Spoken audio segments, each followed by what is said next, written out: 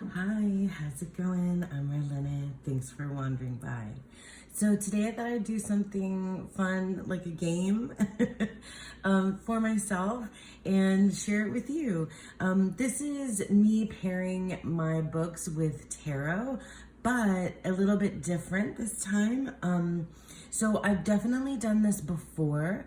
I think Dawn Michelle had a tag a while ago about pairing books with tarot, and in that one I went back to books that I'd read, years ago, and paired them with some of my favorite tarot decks. And I know Krista does a lot of pairing books with tarot, and lots of folks out there definitely do. But what I want to do today is I just got a bunch of books at the library recently. So most of these are books I haven't read. One I did read already, so that one's a little bit cheating, but whatever. But anyway, yeah, I have a bunch of books from the library, and I want to just read the premise and the little synopsis of the book, and then run to my tarot shelves, not run, and then go over to my tarot shelves and pick a deck that I think is going to match. That's what I'm going to do. That's what I'm going to do. So the first one I already have ideas about because I read the book. But yeah. So I thought that would be fun. I thought that you guys might like to see something like that. I often use decks when I'm reading to ask myself questions about the ideas that the book is bringing up. I have a very specific spread that I use, and I did a video about that as well. So I always say I'm gonna link below, but I never remember to. I'll try to remember to link that one below. But yeah, so without further ado, let's do it. Let's get into it. Okay, so this is Anyone's Ghost. I'm sorry, I cover up my, my city because I just do. But anyway, this is Anyone's Ghost by August Thompson. This is the book that I've already read. So it's Anyone's Ghost. And I'm going to read to you. I guess I'll read from, not the inside cover, but I'm going to read from, I have my Goodreads up here. So I'll read the synopsis of this book. But I can tell you, this is one of the best books I've read in a really long time, and this is so my type of book. I loved it. I loved it so much. But I'll talk more about my feelings about this book and in my monthly wrap up if I do one this month. But anyway, Anyone's Ghost, oh my God, my heart. Anyway, so this is the synopsis, and I'm going to use that mostly, but also I know I kind of have a deck in mind, but the other ones won't be like this. The other ones won't. Okay. An extraordinary debut novel in which the transforming love and friendship between two young men during one unforgettable teenage summer in rural New England haunts them into adulthood. It took 3 car crashes to kill Jake. Theron David Alden is there for the first 2. The summer they meet in rural New Hampshire when he's 15 and anxious and Jake's 17 and a natural. Then 6 years later in New York City, those 2 short, ecstatic, painful nights that change both their lives forever. The end of the dream and the longing for the dream and the dream itself, all at once. Theron is not there for the 3rd crash, and yet their story contains so much joy and the glorious, stupid simplicity of a boyhood joke, the devastation of insecurity, the way a great song can distill a universe, the limits of what we know about each other, the mysterious, porous, ungraspable fault line between yourself and the person you love better than yourself, the beautiful, toxic elixir of need and hope and want. Oh my God, that's such a great synopsis. See, this one's different just because I've read this book already, but I'm gonna go grab a deck that I think is gonna match this book. Okay, so I think this is the best choice. I really do. This is the Joe Sparrow Tarot, and So I'm cheating because I've read this book. But this is a tarot deck that I think matches how I felt when I was reading this book. These are the backs. This is an indie deck. I'll leave links to it down below. But there's like an innocence here, but also like a real depth of feeling. And I feel like that is one of the overarching themes throughout this novel. I mean, it's beautifully written, but it makes me think of, it just makes me think of like, it's a coming of age story, but I don't know, it's just this like, comforting yet painful experience. I don't know. I don't want to spoil anything else about the book, but Joe Sparrow Tarot is one of my absolute favorite decks, like absolute favorites. I love that they have the Tree of Life on like this, depicted this way on the Ten of Pentacles. It's such a good deck, like so good.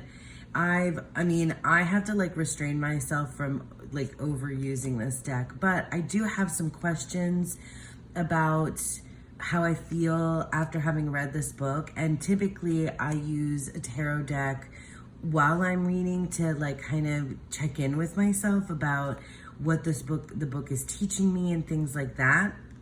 So this one is going to be like a more reflective one, but I think I'm going to use this deck and ask some of those questions about, I don't know, you know, it's a love story, this book. It's a coming of age. It's super sad, but beautifully written. I love those kind of books that wreck me. Like, it's so funny. I was just thinking about this because the girls were talking about,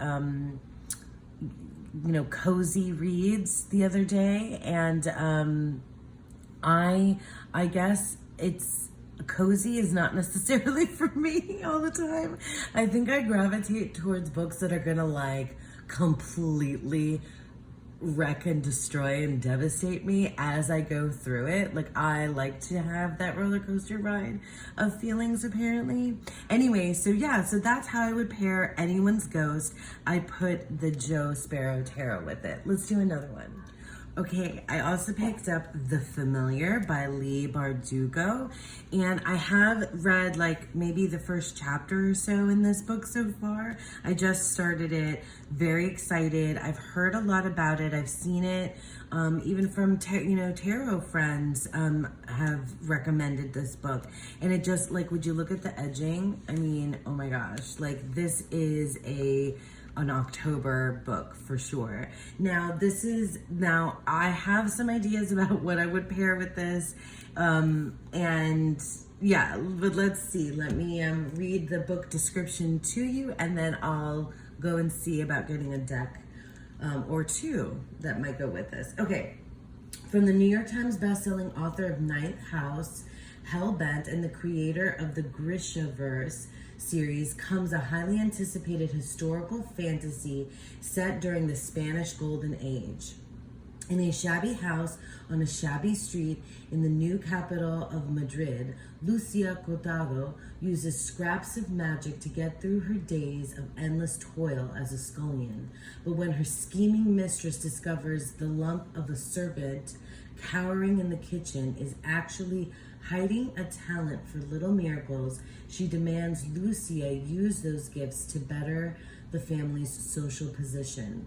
What begins as simple amusement for the bored nobility takes a perilous turn when Lucia garners the notice of Antonio Perez, the disgraced secretary to Spain's king. Still reeling from the defeat of his armada, the king is desperate for any advantage in the war against England's heretic queen, and Perez will stop at nothing to regain the king's favor. Determined to seize this one chance to better her fortunes, Lucia plunges into a world of seers and alchemists, holy men and hucksters, where the line between magic, science, and fraud is never certain. But as her notoriety grows, so does the danger that her Jewish blood will doom her to the Inquisition's wrath. She will have to use every bit of her wit and will to survive, even if that means enlisting the help of Guyen, Sun Santangel, an embittered immortal familiar, whose own secrets could prove deadly for them both. Ooh, okay, yeah. So I've read that book description before, but I don't think I really like took it all in. So there's like witchy stuff. The familiar. Is there vampire stuff in here?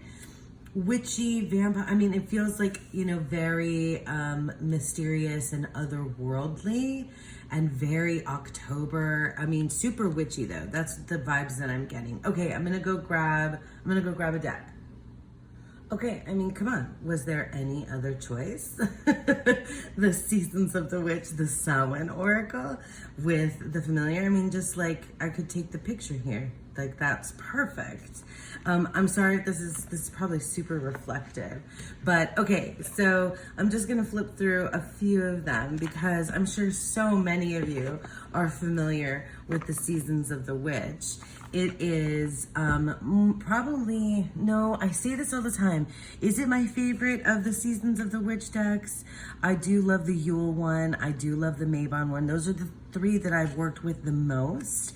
But this one is it's just, I've not stopped using it. I always pull it out in October. It's part of October for me. Like, it's part of Halloween season. It's part of spooky season. And I really, I always love this deck. It feels like, the witchiest things that I have are these decks, and I love them, and I love tapping into that kind of energy and that feeling and that darkness and this like red black motif. So I feel like this deck is going to, it's going to definitely work well alongside the familiar. I don't usually read a lot of historical fiction, but my mom, so sorry, I'm like stepping all over myself. My mom is somebody who reads that kind of genre a lot. So I'm excited about this one. I hope I stick with it. I don't know. I have other books here that I'm kind of like excited about as well. So, all right. So let's, I think that's a good choice. What do you guys think? The Seasons of the Witch Samhain to go with Leigh Bardugo's The Familiar. Okay, so I'm super excited about this book. Sorry for cutting off the title. It's called Paul Takes the Form of a Mortal Girl. Paul Takes the Form of a Mortal Girl by Andrea Lawler. Okay, so let me read. This one, it was on my to be read list, and I don't think that I have looked at the book description in a while. So this one's going to be a little bit more like spur of the moment, kind of in the moment choice for a deck that I want to go with this one. Okay, so here's the book description. It's 1993. Okay, I'm already like 100% in. It's 1993. Okay. It's 1993, and Paul Polydorus tends bar at the only gay club in a university town, thrumming with politics and partying. He studies queer theory, has a dyke best friend, makes zines, and is a, flaneur with a rich dating life. But Paul's also got a secret. He's a shapeshifter, oscillating wildly from Riot Girl, that's fantastic, to Leather Club, women's studies major to trade. Paul transforms his body at will in a series of adventures that take him from Iowa City to Boys Town to Provincetown and finally to San Francisco, a journey through the deep queer archives of struggle and pleasure. Oh my gosh, I have to think about this one. Okay, I need to think about this. Okay, I'm gonna try to find a good deck. Okay, came back with two. Well, okay, so I really wish that I had the Gay Marseille, because that would be like the perfect deck for Paul Takes the Form of a Mortal Girl. But I picked, so first for like aesthetics, I picked the Squid Cake Marseille Tarot. And also because these figures seem pretty like 90s to me. And this is, you know, it's very 90s time period in this book. So, sorry, these are the backs. And I've been working with the Squid Cake Marseille Tarot's guidebook, but not the deck itself as much. And it's interesting because this this book sounds like it's, you know, it's full of like, magical surrealism. And you know, the Marseille seems like so much more kind of, like straightforward to me. So I'm not sure that like the shape shifting and the, you know, that type of thing would be good with this deck. But I do really like I feel like all of the majors and the court cards would kind of work because they have this, I don't know, they just, the vibe that they're giving off is that 90s, but it's more like that 90s grunge, not necessarily Riot Girl, but I don't know. I think that, you know, but like, look at the pink. I mean, I think that might be a good one. But also I grabbed, maybe this is like too on the nose, but this is the Fifth Spirit Tarot, and it's probably the deck that I feel like has the most like queer sensibility in it. Maybe, I mean, I was going to grab Fyodor Pavlov, but I don't feel like aesthetically that feels right, like a match, and that would matter to me. So yeah, I mean, yeah, the Fifth Spirit Tarot, this is probably the best choice, since I don't have the Gay Marseille. Or like the RuPaul one, I feel like might be a good one too, the RuPaul's Drag Tarot. Anyway, this deck I love, because I feel like this deck, I feel like this book will be full of, oh, these are gonna be all crazy upside down, aren't they? Okay, sorry you guys. I feel like this book might be full of, I don't know, it sounds like it's fun, but I think it's also going to be, gonna have its like coming down to reality moments, but I'm not sure. I mean, I'm just projecting right now. This Three of Cups, oh my goodness. Yeah, I really love this deck. I love to read for other people with this deck, but I think this would be a good one to pair with, oh, I love that moon card so much. I think it's great though. I think it would be a great one to pair with Paul Takes the Form of a Mortal Girl. So that's the Fifth Spirit Tarot with Paul Takes the Form of a Mortal Girl. Let's do another. Okay, now for something fun too. This is, I can't even remember where I saw this recommended. Was it Chanel of Chanel Days? Maybe, I'm not sure. But this is called Blood-Sucking Fiends, A Love Story by Christopher Moore. And I'm excited about it. I'm not sure. I've picked stuff that's a little bit outside of my typical choices, because I typically go for like literary fiction that is more like, I don't know, I guess like something that you would expect your, you know, high school English teacher or college professor to recommend. But also contemporary, you know, I like stuff that's contemporary, not like too old school. Anyway, Blood-Sucking Fiends, A Love Story. I think this is probably gonna be pretty easy to figure out a deck for, but let's read it. So the book description says, Jody never asked to become a vampire, but when she wakes up under an alley dumpster with a badly burned arm, an aching neck, superhuman strength, and a distinctly Nosferatuan thirst, she realizes the decision has been made for her. Making the transition from 9-to-5 grind to an eternity of nocturnal prowlings is going to take some doing.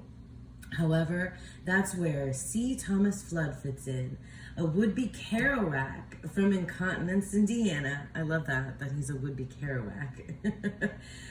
Tommy, to his friends, is biding his time night clerking and frozen turkey bowling in a San Francisco Safeway. Okay, so this is also California.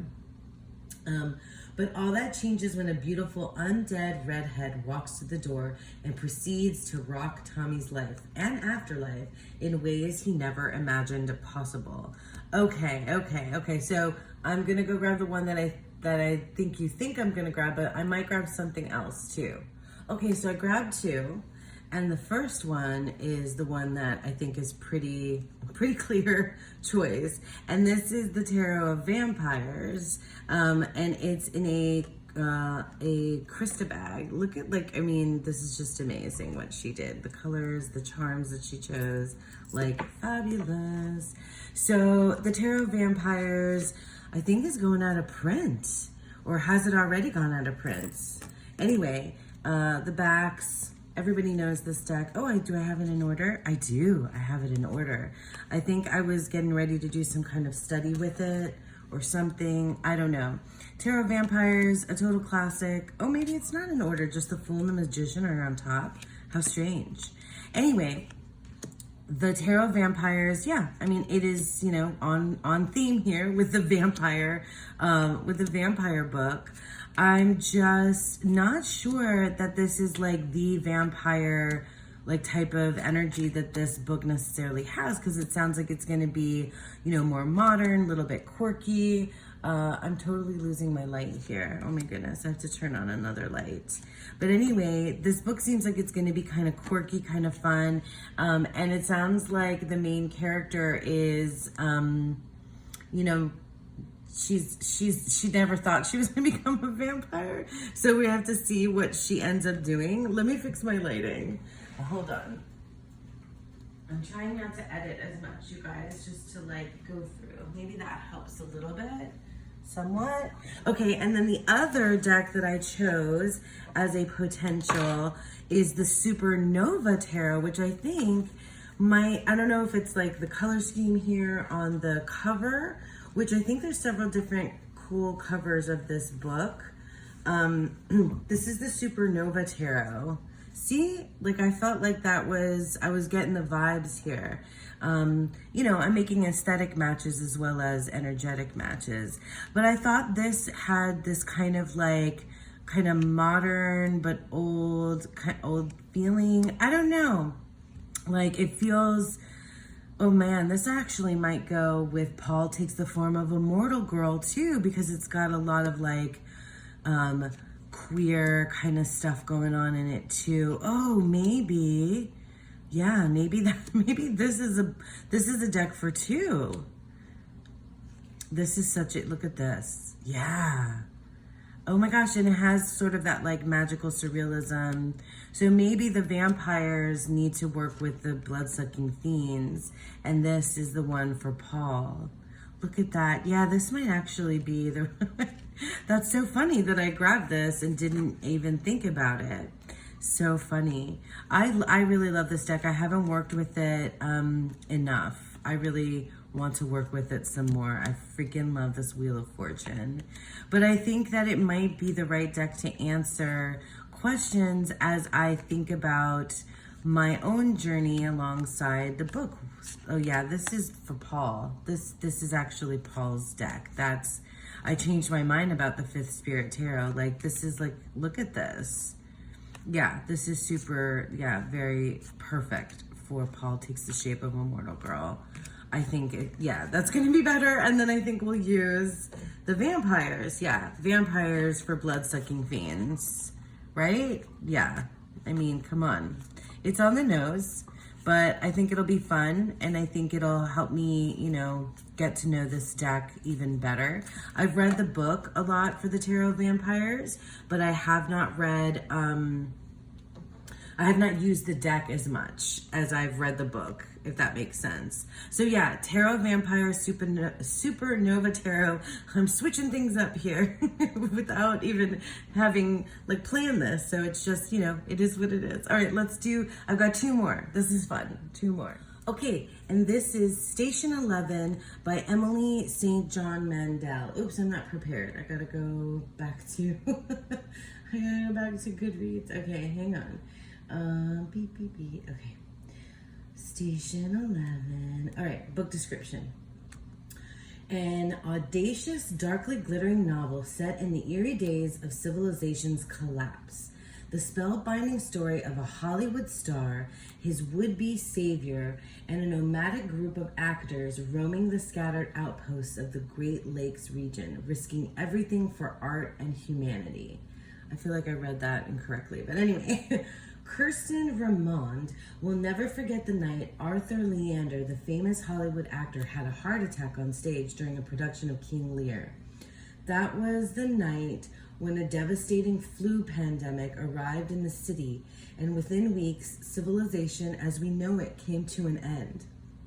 20 years later, Kirsten moves between the settlements of an altered world with a small troupe of actors and musicians. They call themselves the Traveling Symphony, and they have dedicated themselves to keeping the remnants of art and humanity alive. But when they arrive in St. Deborah by the water, they encounter a violent prophet who will threaten the tiny band's existence. And as the story takes off, moving back and forth in time and vividly depicting life before and after the pandemic, the strange twist of fate that connects them all will be revealed. Ooh, okay, interesting. So we've got, there's like Shakespeare, there's like old Hollywood kind of stuff in here. It's a dystopian future. There's a pandemic. There's a prophet. There's all kinds of cool stuff happening in here. I gotta think. Okay, all right. Let me see what I can come up with that I think would be a good match. Okay, so I grabbed the tarot and an oracle. I don't know. I'm just kind of going with my impulses here. I thought about my Shakespeare tarot, which is the Shakespeare oracle, but it's actually a tarot, the one that's out of print. I thought about that, but I thought the Aquarian tarot. So this is, I have a vintage copy, but it's, it's definitely available mass market. In fact, they just did the release of the book, the big book to go with it. So this is like an old, very loved version of the Aquarian. I don't use this deck all that much. Here's the backs, but I think, I don't know, something about it like feels very like traveling troupe of performers to me. And it has like an old timey, but like kind of modern sensibility as well. Cause it feels very 60s, 70s aesthetic, while it is kind of Middle Ages or medieval or whatever at the same time. So I think it might be a good fit. I feel like it would fit in with those like prophet vibes too. Yeah, it's a Rider-Waite Smith clone with different coloring. I think people feel, like strongly one way or the other about this deck. Like I've seen lots of people who just hate it and I like it. I prefer the new Palladini over this deck, but I really enjoy this deck as well. So I think this would be a good one to pair with Station 11. But I also like the idea of the Oracle deck to go together, like a 2-card pull, which I've been obsessed with recently. I keep saying that and I keep meaning to make a video about it, and instead I'm making this video. I was going to make that video, but I decided to make this video. So this is Divining Poets, and this is Yeats, the Yeats one. This whole set was gifted to me by a lovely dear friend. So I have, as far as I know, I don't think there's any others in this series of Divining Poets. It's literally just excerpts from his work on the card. So I think this would work really well with the Aquarian tarot. Let's see. Well, let me pull 1 and 1. Let's do that. Let's just pull 1 and 1 and see how it goes. I'm just going to randomly grab whatever's here. Okay. 5 of Swords. And the silver apples of the moon, the golden apples of the sun. Oh, that feels like that works really well with the 5 of Swords, because it's like the winner and the loser, this side, that side, who's really the winner, who's really the loser, who comes out on top, which one is better. I like that. That's cool. I always love using these Divining Poets decks, because for me, it's perfect. Anyway, I do think that the Aquarian Tarot and the Divining Poets Yates is going to be perfect for Station 11 when I get to it. I think I'm like into this whole vampire motif, but also Paul takes the form of a mortal girl is really calling to me, and I might abandon all the other ones to read that one next, but we'll see. Okay, one more book and then we're done. Okay, so finally we have Medea.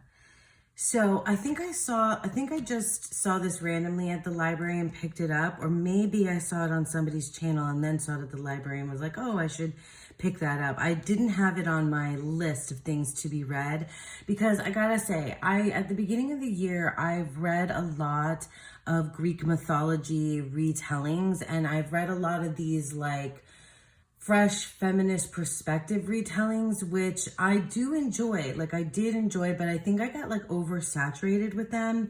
And also I'm not sure like as a genre, like what's happening there with that, with all of these retellings. I don't know, it's kind of a thing, but there were some that I really, really loved, like Clytemnestra, of the ones that I read earlier in the year. Of the ones that I read early in the year, Clytemnestra was absolutely my favorite. So I don't know, I did enjoy it. I do enjoy these types of books. But let me read, and I'm sure I know what you're thinking of what I compare with this. So let me read the book description. Oh, this is a bit of a long one. This is a bit of a long book description and not a long book. Okay, so the book description for Medea. Discover the full story of the sorceress Medea, one of the most reviled and maligned women of Greek antiquity. In this propulsive and evocative debut, so this is a debut, in the tradition of Circe, Electra, and Stoneblind, all 3 of those books I've read. So like, this is like a new tradition of this type of novel. That's what I was saying. I mean, anyway, so among the women of Greek mythology, the witch Medea, I think I say it both ways, may be the most despised. Known for the brutal act of killing her own children to exact vengeance on her deceitful husband, the Argonauts' leader Jason, Medea has carved out a singularly infamous niche in our histories. But what if that isn't the full story? The daughter of a sea nymph and the granddaughter of a Titan, Medea is a paradox. She is at once rendered compelling by virtue of the divinity that flows through her bloodline and made powerless by the fact of her being a woman. As a child, she intuitively submerges herself in witchcraft and sorcery, but soon finds it may not be a match for the prophecies that hang over her entire family like a shroud. As Medea comes into her own as a woman and a witch, she also faces the arrival of the hero Jason, preordained by the gods to be not only her husband, but also her lifeline to escape her isolated existence. Medea travels the treacherous seas with the Argonauts, battles demons she had never conceived of, and falls in love with the man who may ultimately be her downfall. In this propulsive, beautifully written debut, readers will finally hear Medea's side of the story through a fresh and feminist lens. Okay, so I have lots of thoughts. I might not finish this book. We'll see, but I have several decks to choose from. Obviously, Greek mythology. I'll be back. Okay. So I have lots of Greek mythology decks. In fact, I should probably make a dedicated video to all of my mythology decks, but this is the one I think that would be the best suited for this book. This is the Mythic Tarot. I have a beautiful a copy of the vintage version, but mine is the one with the blue purple backs. I think there's another one that's even older printing that has black backs. Anyway, this is there's also a new Mythic Tarot that's readily available that has different art.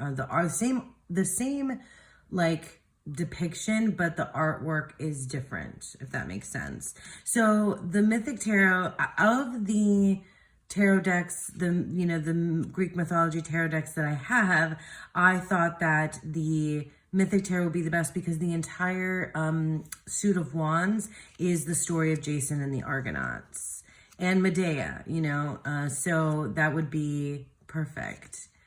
See, Jason and the Argonauts. I'm not sure if I remember if Medea is in the deck at all, but yeah, I love this deck. God, I love this guidebook too. I really do. I love this deck so much. I definitely want to bring it out. Yeah, the Cups has the story of Eros and Psyche, and the Swords has the story of Orestes and the Oresteia, I think. Oh my gosh, that's Persephone. Beautiful. And the Pentacles is Icarus is Daedalus, it's so good. I absolutely adore this deck. I really do. And I loved working with it earlier this year. I'll be happy to bring it out for a few readings if and when. I'm still like, I picked this book up. I picked up a bunch of books, like I said, from the library. And I'm, there's some that you can tell I'm more excited to get into. This one, I feel like I might re-spark, something for me with these types of books. But anyway, yeah, I think the Mythic Tarot is a perfect match. So that's it. Okay, so that's it. I think I got everybody on screen now. So that was super fun. I really enjoyed just like quickly reading those book descriptions and trying to grab something that I think would match.